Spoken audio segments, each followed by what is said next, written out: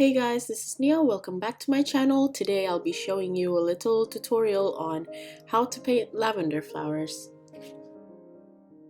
First off, before you paint any loose painting, it's always a good idea to have the basic shapes in mind. You can always look up for references to help you out, but as long as you have the understanding of how the flower grows, you can mostly paint anything you want from different angles. If you find it hard to figure out how to break down the shapes, you can always try to draw it out first, like what I'm doing here. So as an example here, I drew out very long ovals to indicate a rough area where the flowers will grow. I'm not sure if you can call them petals or flower buds, but I'm sure you guys know what I mean. After you separate the area of the flower and the stem, I start drawing the little details of the flower that grows roughly like this. They're always pointing up towards the light, and they can bunch up around the stem or be a little sparse. And the top will always be a little bit pointier than the bottom part of the flower, meaning the bottom is usually more dense than the top. A good way to keep things looking natural is to vary the density of the petals around the stem. As you can see here, they're not all the same length, and some parts are more sparse than the other, making it a more elegant composition and a little bit more loose and natural. I think there are a few types of lavenders, but as it's a loose painting with not much detail, you don't have to worry too much about what specific type of lavender you're painting. Of course, it's a different story if you're painting something much more detailed. The next thing I drew was the leaves. They're quite fine leaves with rounded tips. Remember to vary the angles, placing, and the length of the leaves to keep the composition natural. Keep repeating these shapes until you understand it, and try different angles, different lengths, and flowers facing different ways until you are comfortable with it. Remember that these are loose paintings, so also try to draw loosely with only simple but confident strokes to get used to the fact that there will be no erasing once you start painting, which can be nerve-wracking, but this is why drawing it out first is a nice practice before you go on with watercolors. Once you are happy and you've got the feeling down, let's move on to colors. As you all know, lavender is basically purple, or maybe it can be royal blue or ultramarine. So lucky for us, let's just play around with these colors: violet, ultramarine blue, and crimson. For the first one, I swatched violet and I added a little bit of white to create more of a pastel purple. And the second swatch, I used ultramarine blue and mixing it with a little bit of violet to see the nice gradation it creates, and a little more cooler blue. And for the third swatch, I used ultramarine blue and crimson, which I like the most because it can give you a larger range of purple hues. Either you want it to be more warm or cool purples, and this gives you the flexibility to play around with the colors. Now, I don't think the colors are showing that well on camera, so I apologize, but they are just slight differences. I ended up using all three mixtures to vary the depth and the richness of the colors of the lavenders, but as usual, this can be done out of preference. Before I move on, I'm just jotting down the colors I use to keep in mind when I'm painting. I don't usually do this step actually when I paint, but I'm guessing that this would make better sense in a tutorial rather than me just saying which mixtures I used for every single stem. So I hope you guys understand this approach, but it did give me a little bit more confidence going into the painting after I swatched the colors down, so I hope you guys feel the same way. Now that we got the colors that we want to use, I tried using the mixtures while painting the lavender shapes on the right to see the effect it has. Because seeing the colors as swatches and seeing the colors with the shapes of the flowers look kind of different. Plus, you can also consider this as practice for your final piece. I just dab lightly with a brush, creating fine strokes and pointing the brushes at the direction of each petal or each buds.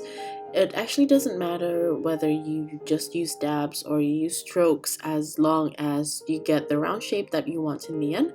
So find the type of stroke that suits you more. Different brushes also gives different strokes, so as long as you have in mind what shape you want, which direction you want it to be at, you can always go over things and fix it. It's better to also start with thinned out paint and go over it after you're happy than the other way around.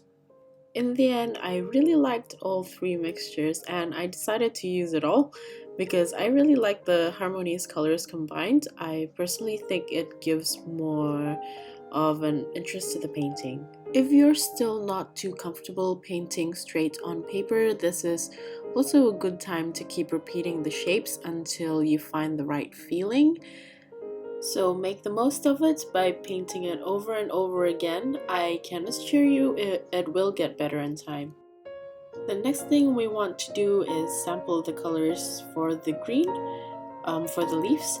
I just tried using two types, which is sap green with cerulean blue, and the second one is a mixture of permanent green pale with cerulean blue.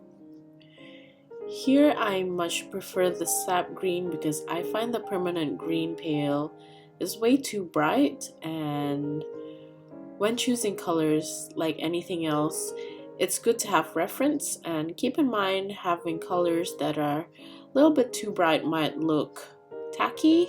So I usually prefer colors that are a little bit muted.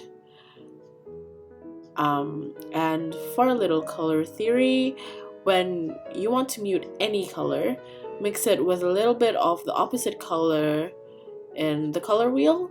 So for example, if I want to mute the permanent green pale, I could add red because red is the opposite of green, or sometimes I add orange depending on the shade that I want in the end. Usually adding a cooler color to a warm color and vice versa will do the trick. So enough of that, let's go back to the lavenders. After I wrote down the mixtures, I did the exact same thing as the top.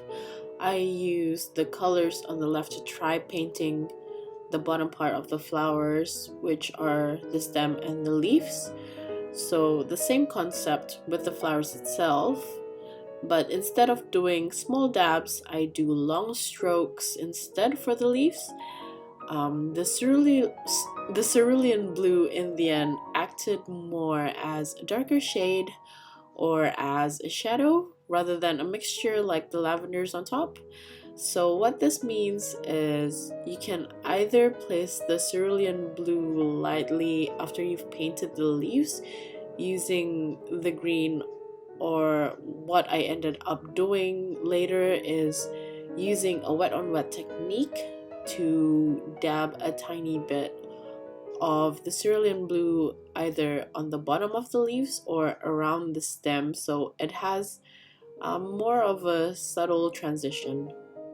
And then I did the same thing with the second mixture.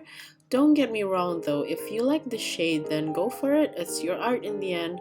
So if you like the brighter green, then go right ahead. But for me, I much prefer the sap green because I also want the purple colors to pop out more.